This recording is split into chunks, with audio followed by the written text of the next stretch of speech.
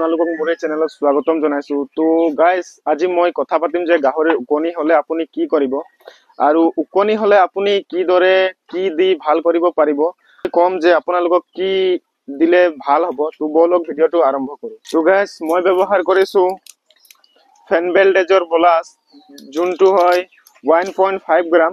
তো এইটো মই ব্যৱহাৰ কৰিম যে এটা গাহৰি মোৰ আছে 1 কুইণ্টেল আছে, তাৰ পিছত বাকি কিটা অলমোস্ট 50 কেজি হ'ব। তো লাগভাগ মোৰ এইটো 2.5 কুইণ্টেল আশপাশৰ হ'ব। তো একটা বলাছ মই গিলাছত খুন্দি দানা লগত মিক্স কৰি মই গোটেই কিটাক দি দিম।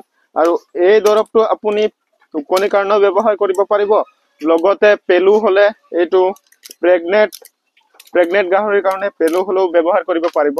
তো বলক মই আপোনালোক কেনেকুৱা দৰে খুন্দি গিলাছত খুন্দি মই দানা লগত মিক্স কৰি দেখুৱাম আৰু গাহৰি কিটাক দিওঁ। চক বলাছটো এয়া ডাঙৰ টেবলেটতকে ডাঙৰ থাকিব। আৰু এই বলাছটো প্ৰথমতে আমি কুটি গৰি কৰিবলৈ প্ৰথমতে আমি সৰু সৰু টুকুৰা কৰি লম, যাতে সহজ হয় কামটো।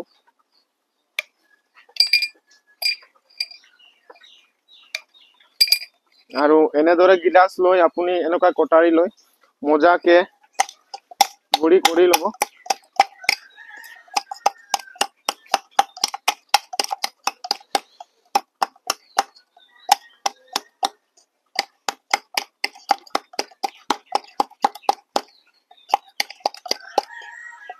তো গুড়ি হৈ গৈছে আৰু মই দানা মিক্স কৰি লৈ আহিছিলো। এনেদৰে মই গুড়ি কৰি লৈছো গিলাছত এয়া, আৰু এইটো মই এই মিহলা দানাত মিক্স কৰি দিম।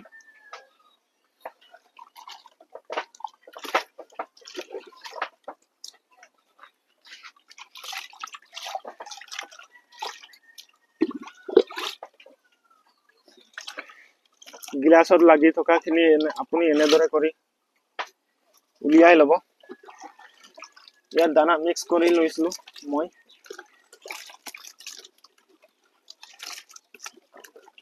অকমান দেৰি এনেদৰে থাকিব দিব, যাতে সম্পূৰ্ণৰূপে টেবলেটটো মানে বলাছটো গলি যায়।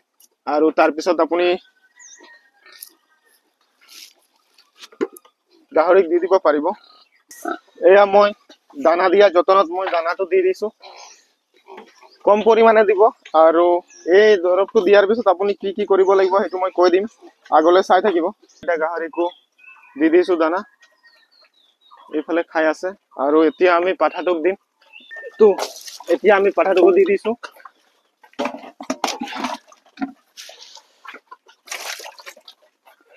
তো আমাৰ বৰ্তমান দানা দি হৈ গৈছে কমপ্লিট। মই কলো যে উকনিৰ কাৰণেও কাম কৰিব আৰু পেলুৰ কাৰণেও কাম কৰিব। দানাটো দিয়াৰ পিছত আপুনি কম হিচাপত দানা দি আপুনি এক কাম কৰিব, মানে 24 ঘণ্টা এনেকে থাকিব দিব। এই কাৰণ পেলুও মৰিব না, সেইটো কাৰণে আপুনি 24 ঘণ্টা দানা মানে নিদিব। আজি যদি ৰাতিপুৱা আপুনি দানা দিছে, তেনেহলে অহা কাইলৈ ৰাতিপুৱাহে দানাটো দিব। তো বন্ধুসকল, আপোনালোকে গম পালে যে উকনি যদি আপোনালোকৰ গাহৰিৰ উকনি হয়, তেনেহলে আপুনি কি দৰৱ দিব লাগিব। মই কৈ দিলো, পুনৰ এবাৰ কৈ দিছো যে ফেনবেলডেজল হয়, আৰু এইটো উকনি আৰু পেলুৰ কাৰণে ব্যৱহাৰ কৰিব পাৰি। আৰু এইটো 1.5 গ্ৰাম থাকিব। আপোনাৰ যদি গাহৰি বেছি আছে, মানে যদি আপুনি এটা গাহৰি খুৱাব বিচাৰে, যদি 1 কুইণ্টেল থাকে, তেনেহলে হাফ দুটুকুৰা কৰি আপুনি এটুকুৰা খুৱাব পাৰিব। আৰু যদি আপোনালোকৰ সৰু সুৰা গাহৰিও আছে, যদি প্ৰেগনেন্ট আছে, তেনেহলে আপুনি এটা বলাছ আপুনি লাগভাগ 4টামান গাহৰি খুৱাব পাৰিব। তো আজিৰ ভিডিঅ'ত ইমানেই।